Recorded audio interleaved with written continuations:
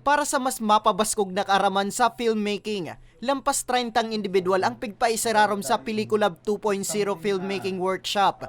LGU Tabaco ang nag-organisar kaini. Sigun kay Francis Balingbing, parte ang workshop sa papaabot na selebrasyon kang Tabak Festival na nakatalaan gibon sa masunod na bulan. Asin saro sa pigaabangan digding aktibidad, iyo ang filmmaking contest. Kaya bilang paganda asin para mas magayon ang film production, liwat nindang pigkondusir ang nasabing workshop.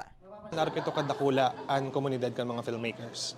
Pero piga-aspire mi, nakahiling kami ning potential kang pinunan mi so pelikula last year. So, sa paagi kay ning filmmaking workshop na ini, masisiguro mi na mas ma-develop pa, mas mahun pa sa mga skills ninda. Kan mga nakaaging selebrasyon, limitado sa na ang pwedeng magbali sa nasambit na filmmaking contest. Alagad ngunyan, bukas na ini sa kagabsan. Kaya naman sa nasambit na workshop, manlain-lain na grupo ang nag-approbichar para sa mga dugang na tips na pwedeng manudan.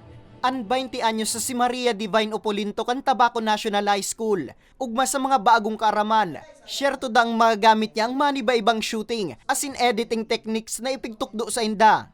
Bale, nag-join po kami digdi is talagang for experience kasi muyami talagang ma-experience, makollect kami mga experience para kung ano man susala mi digdi, garo mas ma-improve pa kung anong igwa kaming talent.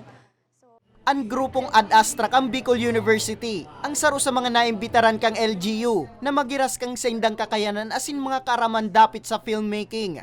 Huwag kayong matakot kung hatingin nyo hindi pa kayo, like parang, ay malito, ay bakit ang parang pangit neto? Lahat naman tayo nagsisimula na pangit ang gawa. Let's admit it. Lahat naman tayo magsisimula sa mga ideas na basura, quote-unquote basura or quote-unquote hindi maganda. But the important thing here is you are trying and you keep on trying. Mientras tanto, sa Hunyo 9, anuring aldaw kang pagpasak ang siyam na entries para sa nasambit na kompetisyon. Sa Hunyo 22 naman, maaaraman kung sisay ang uminangat sa Tabak Festival Filmmaking Contest.